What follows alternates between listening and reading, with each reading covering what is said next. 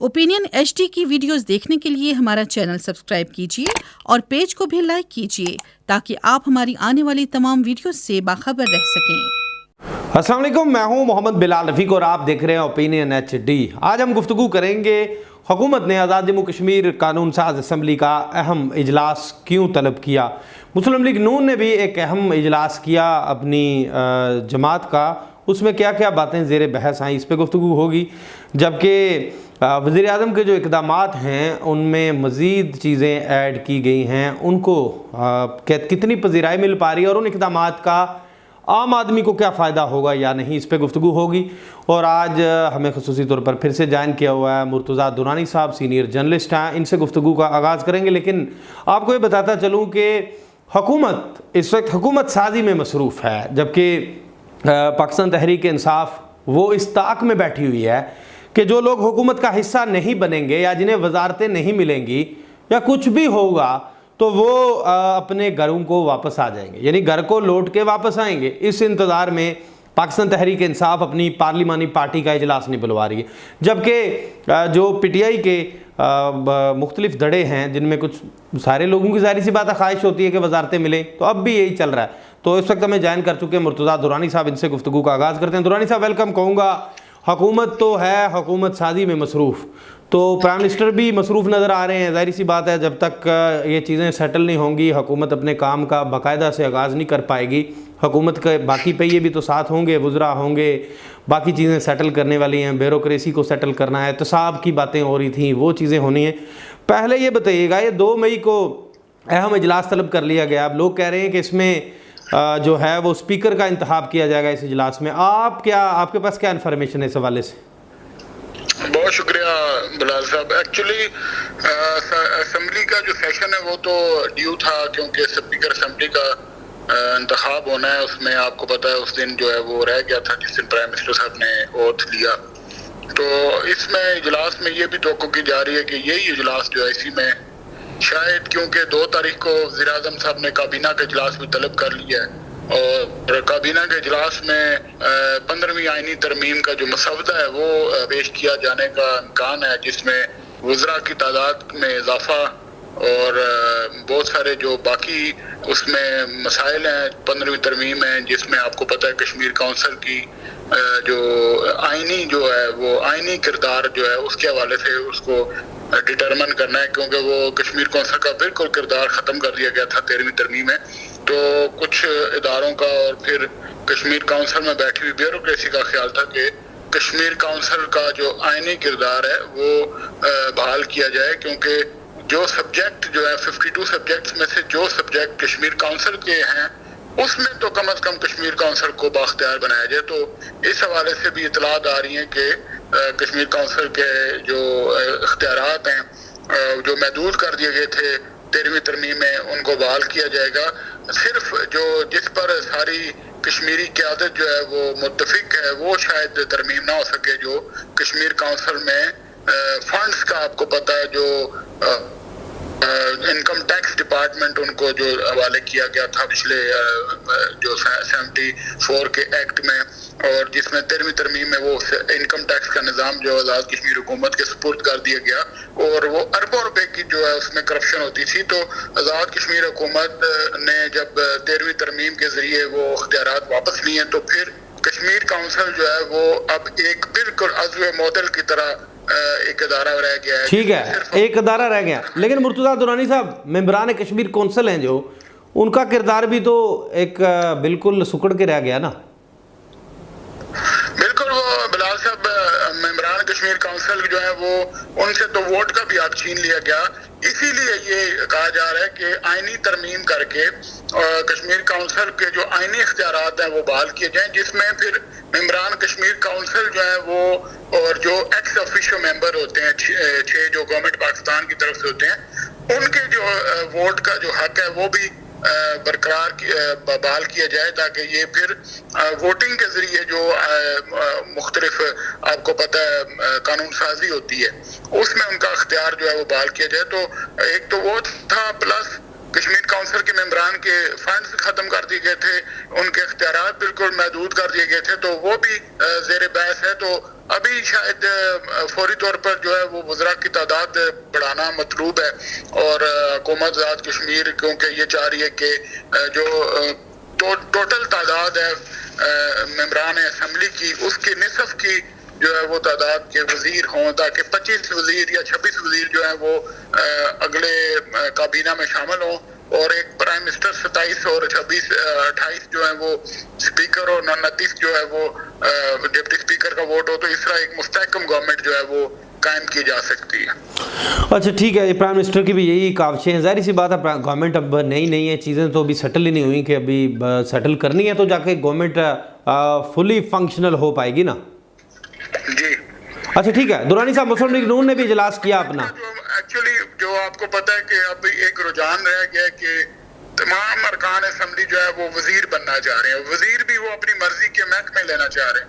अब वो जो कानून साज असम्बली का किरदार था, आपको पता है कि इसका नाम ही कानून साज असम्बली है कि कानून साजी करनी होती है इस असम्बली ने, वो तो अपने असल जो हदफ से हट चुके हैं, वो अपने मकासद से हट चुके हैं। तमाम मेंबरान असम्बली झंडी लगाना चाह रहे हैं, कोई कानून साजी नहीं हो रही। पिछले 15 सालों से आपने देखा मेंबरान असम्बली सिर्फ अपने हलकों में फंड्स की तकसीम और ये जो स्कीमें हैं और फिर अख्तियारात जो एज ए वजीर उनको जो हासिल होते हैं वो अपने मफादात के लिए इस्तेमाल करते हैं। तो अब ये कानून साज असम्बली का जो है ना नाम भी तब्दील होना चाहिए। मेरी तो तजवीज़ है कि ये कानून साज असम्बली नहीं रह गई है, अब ये तो सिर्फ एक असम्बली है जो मफादात का एक टोला होता है, मफादाती जो है वहाँ पे सियासत होती है।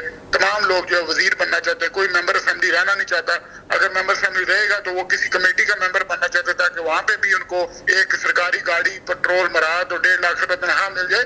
तो ये आप देखें, आपके ये मफादाती निज़ाम बन के रह गए। बस देख लें फिर क्या हो रहा है। अच्छा मुस्लिम लीग नून की बात करते हैं। मुस्लिम लीग नून ने भी आज एक मकामी होटल के अंदर इजलास बुलवाया जिसमें उनकी क़यादत मौजूद थी, और उसमें उन्होंने फ़ैसला किया कि ये जो ज़िमनी इलेक्शन आ रहा है, बाग वाला जो सरदार तनवीर इलियास की नाहल होने के बाद जो नशिस्त खाली हुई थी, तो वहाँ पे मुश्ताक मनाज साहब को उन्होंने कहा कि वो हमारे उम्मीदवार होंगे, ये फ़ैसला हुआ। इसके अलावा 15वीं तरमीम ज़ेर बहस आई, हुकूमत साजी ज़ेर बहस आई।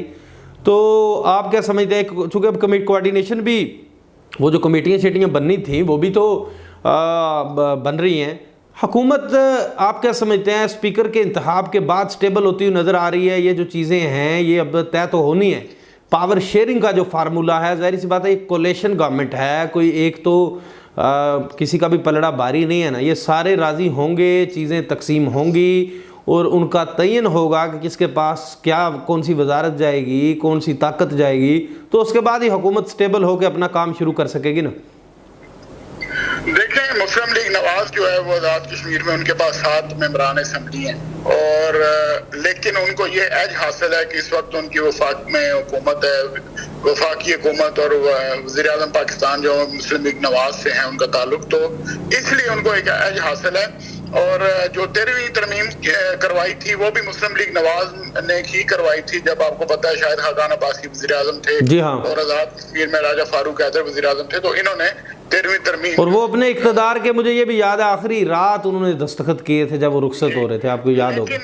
अब जो 15वीं तरमीम की बात हो रही है बिलाल साहब, ये इसकी ओपन मुखालफत जो है वो मुस्लिम लीग नवाज कर रही है, और पीपल्स पार्टी भी दबे अल्फाज में शायद जो एक और इत्तेहादी जमात है मौजूदा हुकूमत की, वो भी शायद इस तरमीम से इत्तफाक इसलिए ना करे क्योंकि जब आपके मेंबरान असम्बली की तादाद, वज़रा की तादाद बढ़ जाएगी तो फिर मुस्लिम लीग नवाज और पीपल्स पार्टी का जो आप समझ लें कि उनका रोल जो है ना वो कम हो जाएगा, और जो पीटीआई के मेंबरान असम्बली आए हैं, जो फॉलो ब्लॉक बना के आए हैं, तो उनका रोल ज्यादा बढ़ जाएगा, उनको वज़ारतें ज्यादा मिल जाएंगी। तो इसलिए मेरा ख्याल है कि ये जो 2 इत्तेहादी जमातें हैं, वज़ीर आज़म को इनकी तरफ से बड़े सख्त रद्द-ए-अमल का सामना होगा, और 15वीं तरमीम में काफी मुश्किलात सामने आएंगी।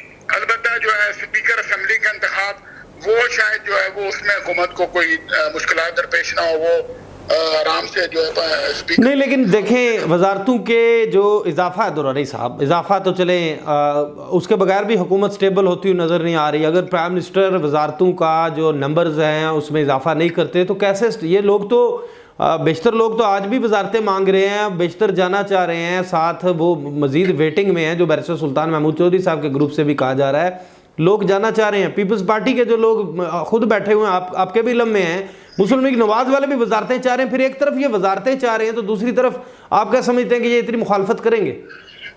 देखिए, वो तो मुस्लिम लीग नवाज और पीपल्स पार्टी का मौकफ है कि हमने 19 मेंबरान असेंबली की हमायत जो है वो वज़ीर आज़म को दी है और वज़ीर आज़म जो है वो 27 मेंबर पे जो है वो अपनी हुकूमत जो है कायम रख सकते हैं, ठीक है। और 19 में से वज़ीर आज़म साहब को जो वजीर बनाने हैं उनमें जो है वो 4 मुस्लिम लीग नवाज से बनाने हैं, 6 जो है वो पीपल्स पार्टी के बनाने हैं और 6 जो है वो उन्होंने PTI के मेंबरान बनाने। अब आप देखें कि ये सारा अगर रेशो देखा जाए तो हुकूमत जो है वो अपने जो 27 का हदफ है वो पूरा कर लेती है। 27 के से ज्यादा उनके पास मेंबरान जो है वो अकोमोडेट हो जाते हैं। लेकिन एक तरफ तो पीपल्स पार्टी और मुस्लिम लीग नवाज वजारतें ले रही हैं, लेकिन वो इस चीज की मुखालफत भी करेंगी कि ज्यादा वजीर ना बने, क्योंकि फिर उनकी जो अपनी जो इम्पोर्टेंस है, आप समझते हैं पॉलिटिकल जो वेटेज होता है वो कम हो जाए। अच्छा ठीक है, चलें ये तो आइंदा आने वाले, चूँकि अमेंडमेंट के अंदर बेशुमार चीज़ें सेटल होती भी नज़र आती हैं, लेकिन इसकी तशहीर करना, लोगों तक इसको बताना, जैसे मेंबरान कश्मीर कौंसिल का किरदार है वो महदूद होकर रह गया था, इसी तरह कुछ और चीज़ें हैं। लेकिन चलें ये हुकूमत के मामलात हैं। अब आगे वज़ीर आज़म ने जो इक़दामात का सिलसिला शुरू कर रखा है उसे बड़ी पज़ीराई मिल रही है, लोग भी सोशल मीडिया पर भी हम देखें तो तारीफ़ें करते हुए नज़र आते हैं।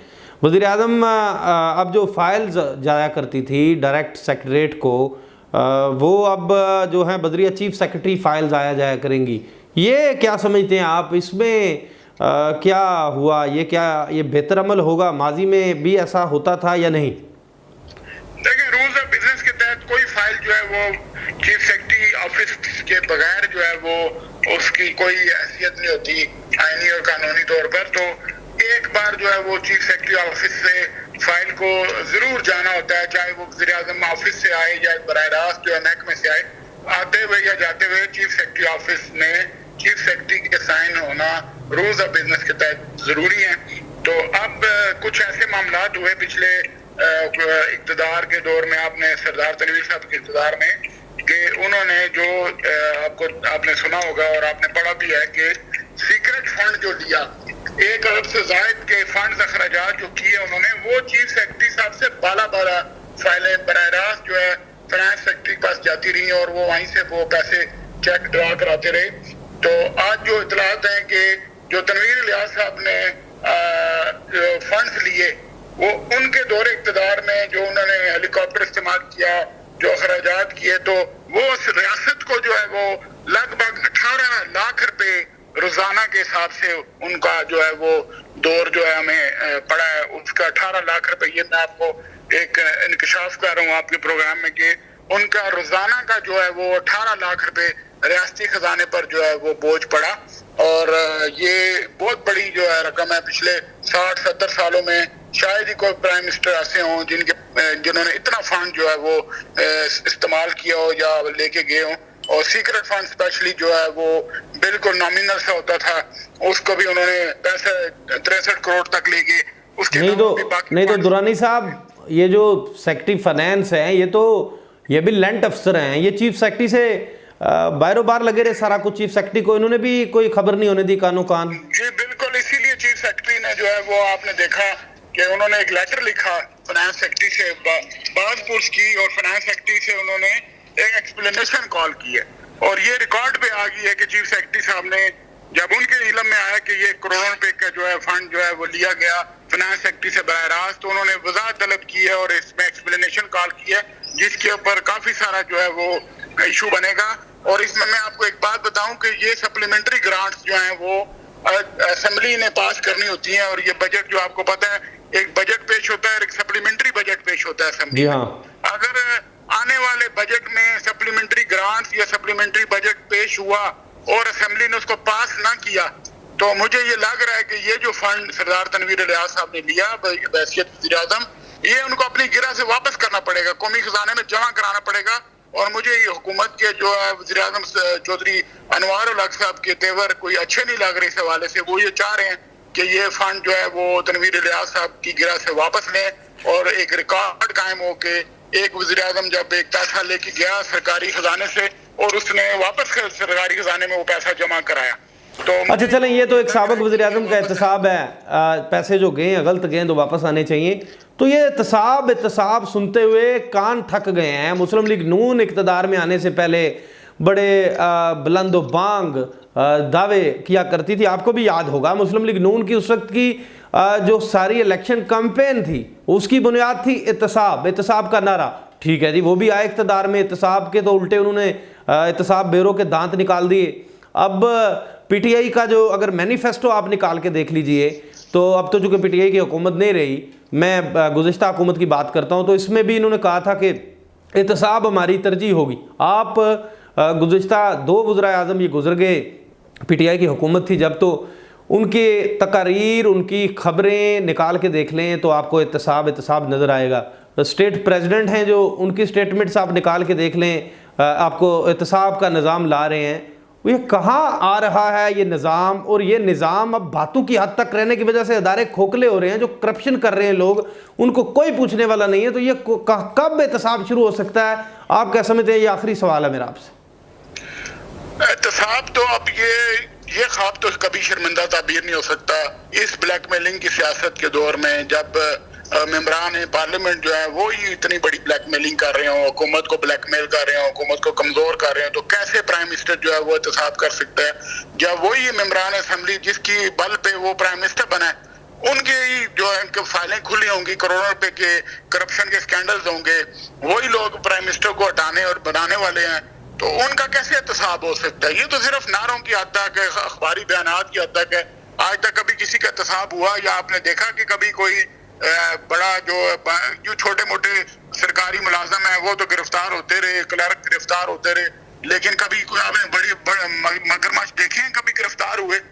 कभी आपने देखा है कोई बड़ा सेक्रेटरी या बड़े जो अरबों करोड़ों पे जिन्होंने माल बनाया वो गिरफ्तार हुए? या तो उस वक्त जब फौज के दौर में एहतसाब शुरू हुआ था तो उस वक्त वो उसी करप्शन के पैसे से प्ली बार्गेन कर लेते थे। वो करोड़ पे अगर एक बंदे ने करप्शन किए तो 50 लाख रुपए दे के वो अपने आप को बचा लेता था, 50 लाख रुपए वो घर ले जाता था। इसी तरह आप अच्छा देखें, एक कानून ऐसा बनाया गया है, आप एहतसाब के कानून पे बंदा रोए या हंसे कि अच्छा किसी ने करप्शन की हुई है, प्ली बार्गेनिंग, वो ये क्या है भाई? जिसने करप्शन किया, करप्शन साबित है, उससे सारा पैसा वसूल किया जाए, करप्शन चार्जेस में उसको बस उसके खिलाफ कानूनी कार्रवाई की जाए। अच्छा जी, प्ली बार्गेनिंग करके बंदे बाहर आ गए जी। देखें चाइना में जो है ना, चीन ने क्यों तरक्की की? इसीलिए तरक्की की कि जब चीन के सदर ने जो अभी जो अभी प्रेसिडेंट हैं चीन के, मैं उनका नाम भूल गया हूँ, शी जिनपिंग, जी बिल्कुल, तो उन्होंने जब एहतसाब का नारा लगाया तो फिर उन्होंने वज़रा को, अपने महकमा के सरबराहान को, जिसकी करप्शन की उनको फाइलें मिली, उन्होंने उनको खड़े होके गोलियां मरवाई। आपको पता है कि उन्होंने सीधे जो है वो उसके वीडियोस भी जो है वो जारी हुई। तो फिर आप देखें चाइना ने कैसे तरक्की की, क्योंकि एहतसाब होता हुआ दिखाई देना चाहिए, एहतसाब का नारा नहीं होना चाहिए। एहतसाब सिर्फ सियासी ब्लैकमेलिंग के लिए या फिर जो है वो सियासी नारे के तौर पे नहीं इस्तेमाल होना चाहिए। एहतसाब तो होता हुआ नजर आना चाहिए, जिसका इंसाफ होता हुआ नजर नहीं आता पाकिस्तान और आजाद कश्मीर में, इसलिए एहतसाब भी कभी होता हुआ नजर नहीं आएगा। बहुत बहुत शुक्रिया मुर्तज़ा दुरानी साहब, आज के लिए इतना ही काफ़ी है जी। ये थे मुर्तज़ा दुरानी साहब, सीनियर जर्नलिस्ट। आपने इनकी गुफ्तगू सुनी है। हुकूमत साजी में मसरूफ़ है और आइंदा आने वाले दिन जो बड़े अहम हैं। अब 15वीं आइनी तरमीम भी हुकूमत के लिए इम्तहान है। वज़ीर-ए-आज़म आज़ाद कश्मीर जो है अभी तक काबीना मुकम्मल नहीं कर पाए, लेकिन वो अपने काम उन्होंने शुरू कर लिए हैं। अब देखिए आगे जो आने वाले रोज़ हैं इसमें हुकूमत क्या नताइज दे सकती है। इसी के साथ मुझे नए वीडियो लाख तक के लिए दीजिए इजाज़त। अल्लाह हाफिज़।